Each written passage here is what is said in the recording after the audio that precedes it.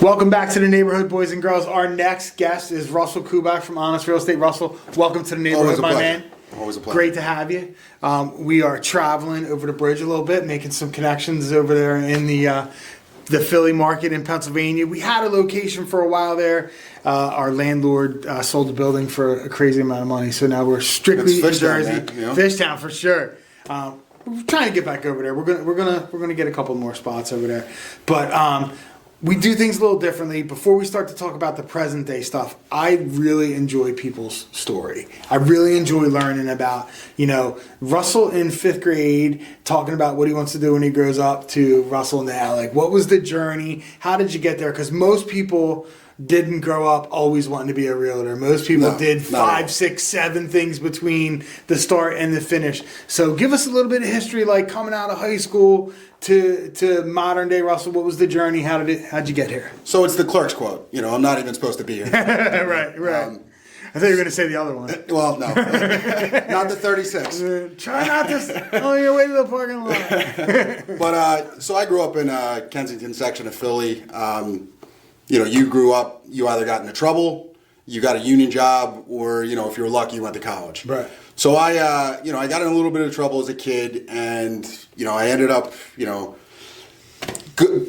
school, but I did it later in life. I went and got in the beer business at an early age. At 21, I was driving a beer truck. So between high school and that, I was just kind of figuring out what I wanted to do. Mm-hmm. I did a short stint in college. I had to take a bit of a break due to some financial, family stuff. And then when I got into the beer business, I was like, I got a union job. This is the greatest thing in the world. I'm 21 driving a CDL truck and thinking that I'm the coolest guy in the world. Mm-hmm. Not realizing that I'm killing myself. Right. My back's killing me. I'm 21, but I probably look like I'm 30, which has been my problem most of my life. Mm-hmm. Always looking older. So I was working in the beer business, had about 6, 7 years in. I was driving a beer truck during the day. I went to school at night, and ultimately worked my way into management.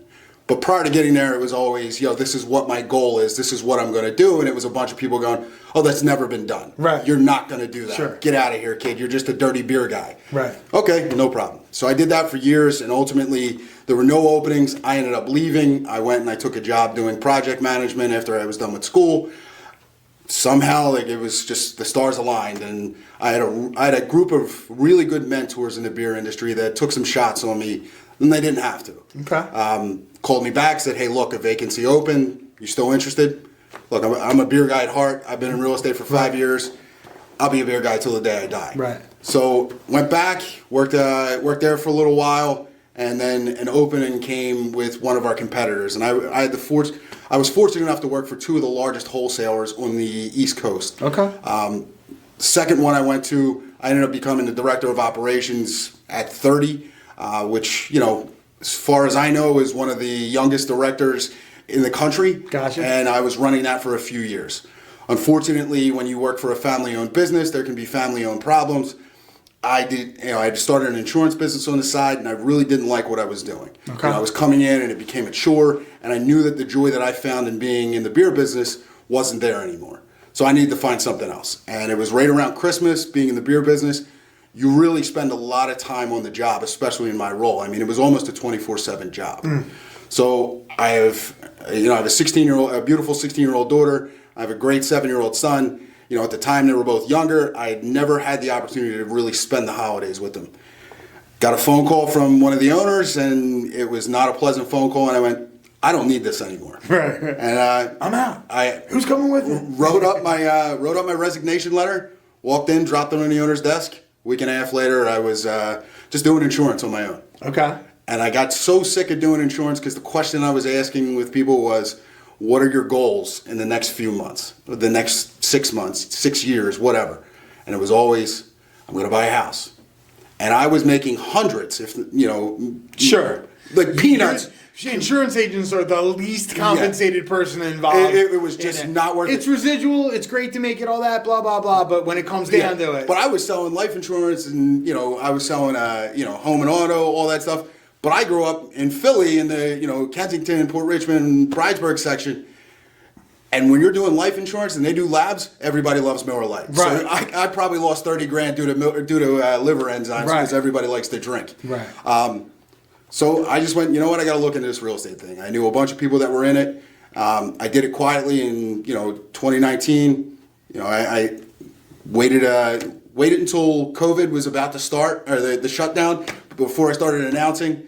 Did all the training, learned everything I could, so I didn't come across as a fool doing it.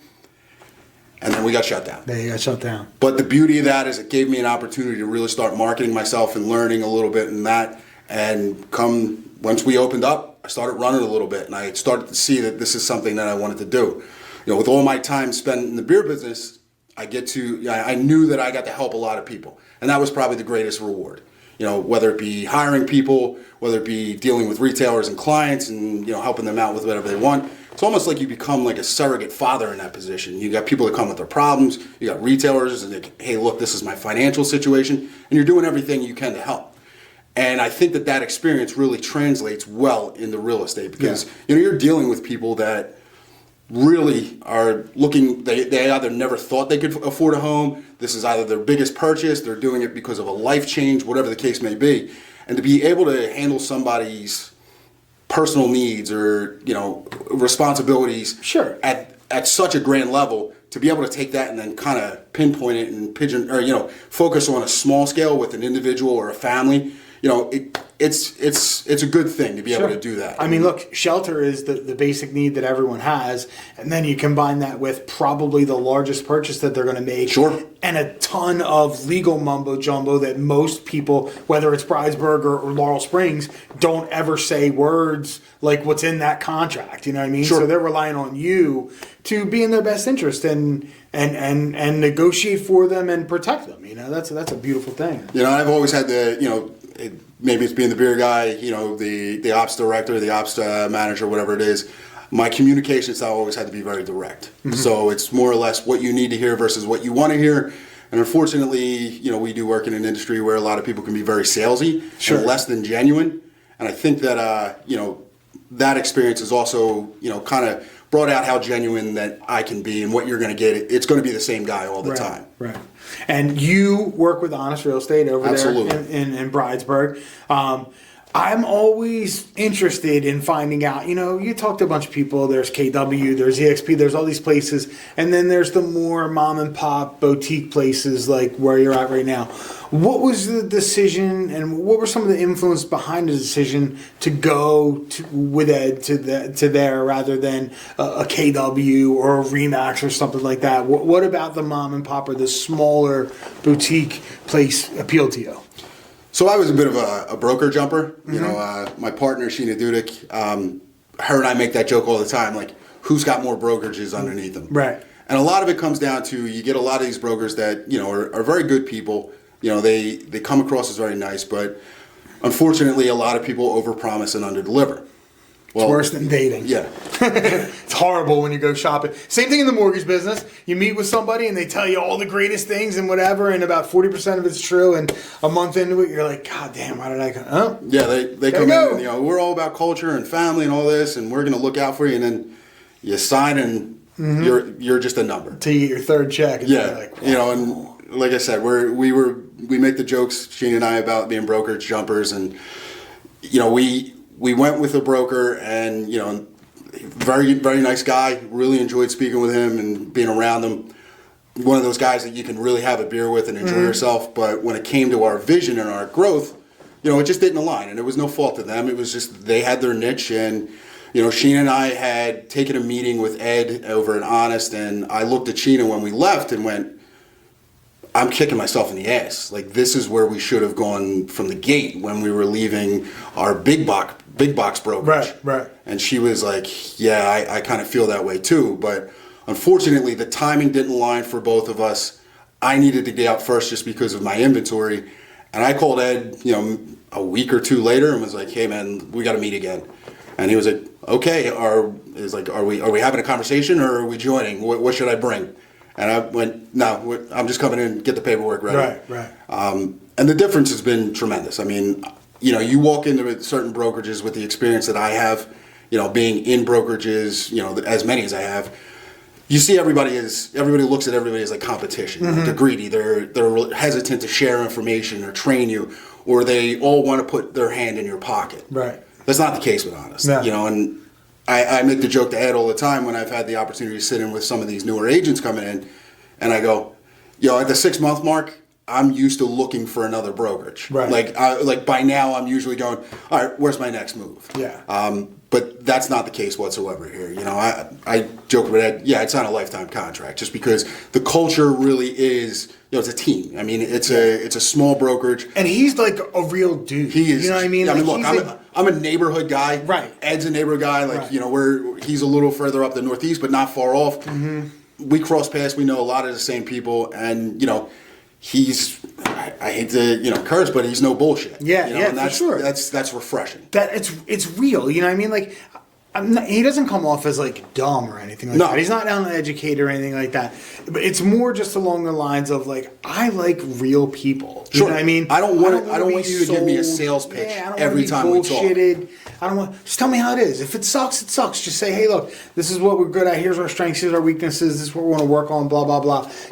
And I got the feeling I still don't know Ed super well. You know what I mean? I've met him a couple times. I've had a lot of conversations with him, but he just always seems just like, look, the name of the place is Honest, but he just seems like an honest dude. He seems like the guy who's going to tell you, hey, now you're better off doing this instead of that. He doesn't seem like the kind of person who would mislead you so he could make a sale or so he could increase his revenue on a transaction type thing. And I think, that when he hires and he brings people on, granted, I've been there a little under a year, I think he takes that into account, like their personality, how agents are gonna mesh well, and everybody seems to get along. I don't think I've had a bad interaction with anybody. Yeah, and that's very rare in this business. Yeah, for sure.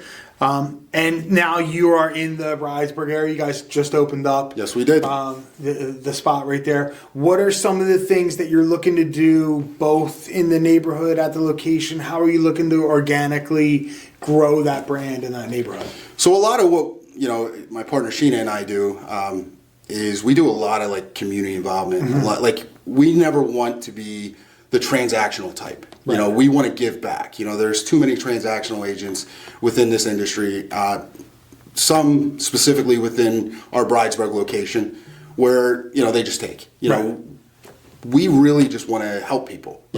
We sponsor a lot of charity events. We were giving out meals the day before Thanksgiving. Mm-hmm. And to see some of that stuff, like the impact, to be fortunate enough to give back, it's overwhelming, honestly. Like we had some people that came in and they said, look, we wouldn't have Thanksgiving if it wasn't for you guys. And granted, I'm going to say her name again. I follow a lot. Like I'm fortunate enough to be able to ride Sheena's coattails on a lot of things because she's so involved with the military community.